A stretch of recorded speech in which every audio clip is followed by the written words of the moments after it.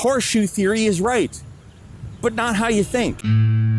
Horseshoe theory is an idea that French philosopher Jean-Pierre Fay proposed in his 2002 book, The Century of Ideologies. It suggests that the ends of the political spectrum, the far left and far right, are more similar to each other than to the center.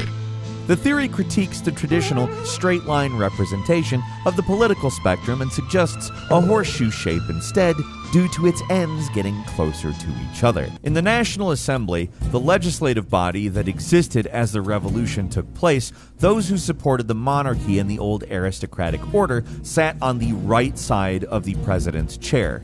Yes, they were averse to change and wanted to conserve the status quo, but their quintessential purpose was to preserve the rule of the class they represented.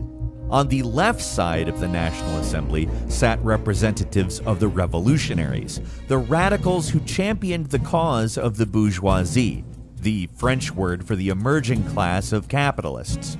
Yes, they did advocate for change, for the overthrowing of the monarchy and the establishment of a more egalitarian society than feudalism, but the origin of the left-right divide is the physical separation of representatives who supported the bourgeoisie from those who supported the aristocracy in the legislative assembly.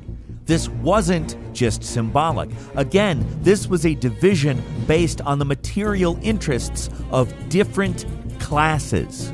The bourgeoisie did embody progress from feudalism, so the left, their representatives, did speak for progress. Their quintessential purpose was to further the interests of the class they represented. When they advocated for a society based on merit, individual rights, and equal opportunities, being human, they meant it relatively. The bourgeoisie's interests were egalitarian relative to the feudal aristocracy. In his essay, The 18th Brumaire of Louis Bonaparte, Karl Marx discusses how the bourgeoisie, initially advocating for equality and other revolutionary ideals, eventually revealed their true endeavor: class rule. He highlights the contradictions and the eventual consolidation of power by the bourgeoisie, which suppressed the proletariat and any other straggler classes. The Constitution, the National Assembly, the Dynastic Parties, the Blue and Red Republicans, the Thunder form the platform, the shade lightning of the daily press, the entire literature, the political names and the intellectual and reputations, the civil and the penal code, liberté, égalité, fraternité. I have vanished. The aristocracy, once the ruling class under feudalism, found themselves in a position where they needed to adapt to the new capitalist order to maintain their influence and wealth. Capitalists represented a new form of power, distinct from the hereditary conquest of the aristocracy.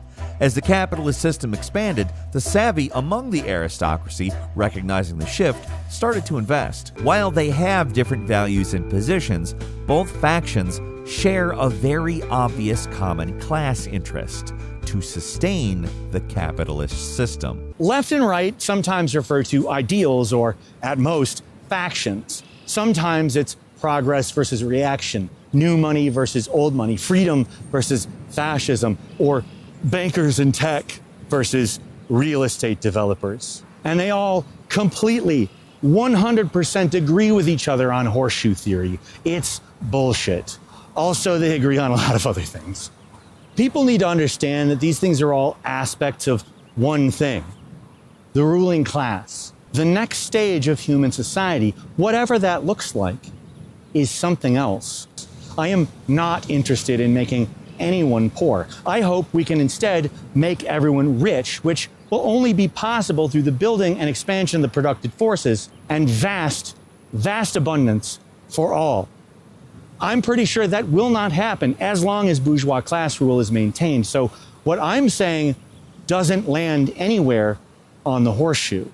Humanity is incredible. Seriously, think about what we've done and what we're capable of doing. Yes, there is a dark aspect to that, but it only seems to come along when the contradictions heighten without resolution. When we resolve those contradictions, society moves forward. And Yes, we should be free. Free to think, free to do, free to be. Right now, due to capitalism, we are closer to that than we have ever been in human history. Capitalism is an amazing human invention that has progressed us to a point beyond any of our predecessors' dreams, whether they lived 50 million years ago or 50. But it still has that contradiction. The socialization of production with the individual/feudal mode of appropriation creates an underclass that eventually lacks enough buying power to sustain the economy, stopping growth in its tracks.